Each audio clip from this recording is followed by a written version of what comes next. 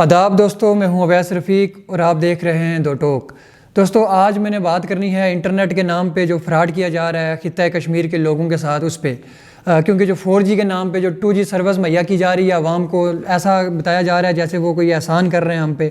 जो मुख्तलिफ SIM companies हैं उनकी तरफ से जो खिलवाड़ की जा रही है, 4G का नाम लगा के अंदर जो 2G सर्विस मुहैया करके अरबों रुपए कमाए जा रहे हैं, बड़े बड़े पैकेजेस दे के आवाम से, क्योंकि आवाम के पास कोई और ऑप्शन मौजूद नहीं है। आवाम को मजबूरन जो है वो पैकेजेस करवाने पड़ते हैं इस उम्मीद के साथ कि शायद कि कोई जो है ना वो इंटरनेट चल जाए, लेकिन ऐसा कहीं भी नज़र नहीं आता।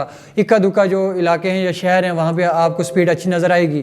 अदरवाइज़ जब आप सिटी से बाहर निकलेंगे, गांव लेवल तक जाएंगे, देही इलाकों में जाएंगे, आपको पता लगेगा कि इंटरनेट का जो असली जो मसाइल हैं वो शहर से बाहर थोड़े से आउट होने के बाद पैदा होते हैं। सियाहती मुकाम पे तो खैर नेटवर्क सिम इंटरनेट चलने की बात ही दूर, वहाँ पे आपको सिग्नल ही पूरे नहीं शो होंगे। वहाँ पे आप पहुँचते ही सिग्नल गायब हो जाते हैं। और यही हाल तकरीबन पूरे आज़ाद कश्मीर के दूर दराज इलाकों का यही हाल है। एक सिम आई थी अस्काम के नाम से, कुछ अरसा उन्होंने बेहतर सहूलत दी, लेकिन उनको भी पता नहीं, फिर खरबूजे को देख के खरबूजा रंग पकड़ता है। वही हाल हुआ कि दूसरी तमाम जो सिम कार्ड नेटवर्क्स थे, कंपनीज़ थी, उनको देख के उनका भी वो जो रवैया था वो भी चेंज होता गया।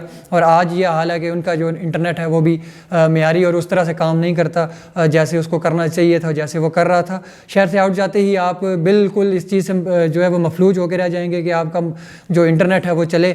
टेलनार हो, कोई और सिम कार्ड हो या PTCL हो, इसके तमाम जो कंपनीज़ हैं वो अभी तक इंटरनेट वाफर मिकदार में जो 4G इंटरनेट है वो मुहैया करने में बिल्कुल नाकाम साबित हो रही हैं और नाकाम नज़र आ रही हैं। हालांकि इस मद में वो अरबों रुपए कमा रहे हैं और कोई उन्होंने ऐसा आज तक उनको आप शिकायत भी करेंगे उस पर भी कोई अमल दरामद नहीं करते। बहुत बार लोगों ने शिकायत की, बहुत बार इनका बाइकाट भी किया गया, लेकिन वही बात है कि इनके कान से जूं तक नहीं रेंगती। पता नहीं इनको किस चीज़ का, कौन सी ऐसी लालच है और कौन सा ऐसा किस्म का वो कोई आर है। उनको पता है कि बस आ रहा हमारी तरफ, हमने आवाम पे वापस लगाना कुछ नहीं है।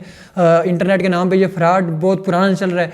आज के दौर में जब दुनिया डिजिटलाइजेशन की तरफ जा रही है, डिजिटल हो रही है, अपना तमाम तर बिज़नेस ऑनलाइन मुंतकिल कर चुकी है, वहीं पे एक खित्ता हमारा ये जो पहाड़ियों का जो कश्मीरियों का इस साइड का खित्ता है, ये इंटरनेट के 4G सर्विस से बिल्कुल दूर दूर तक जो है वो महरूम नज़र आ रही है। और जो गाँव ज़्यादा हैं, जो गाँव में रहने वाले लोग हैं, उन तक ये इंटरनेट सहूलियात ऐसे ही आपको दूर नज़र आएंगी जैसे हमारी जो असम्बली में जो पढ़े लिखे और बाशऊर जो मिनिस्टर्स हैं उसका फुकदान है, वैसे ही इंटरनेट का फुकदान आपको देही इलाकों में, दूर दराज इलाकों में नज़र आएगा। ये वो अजाब है जिसके नीचे आज तक हम पिस रहे हैं और ये एक अजाब की एक किस्म है। ये भी हमारे अपने अमाल का नतीजा है कि जब दुनिया इतनी इस हद तक तरक्की कर चुकी है, आज हम सिर्फ सुन रहे हैं या पढ़ रहे हैं या देख रहे हैं, लेकिन हम उस लिस्ट में या उस फहरिस्त में या उनके मुकाबले में दूर दूर तक नज़र नहीं आ रहे कि हम उनके साथ डिजिटल होकर उनका मुकाबला करें या किसी और प्लेटफॉर्म पे उनका मुकाबला करें, क्योंकि हमें इतना पीछे धकेल दिया गया है। हमारे अपनों की ये सब करम नवाजी है कि हमें इतना पीछे धकेल दिया गया है कि आज हम आगे निकलने का सोचते हैं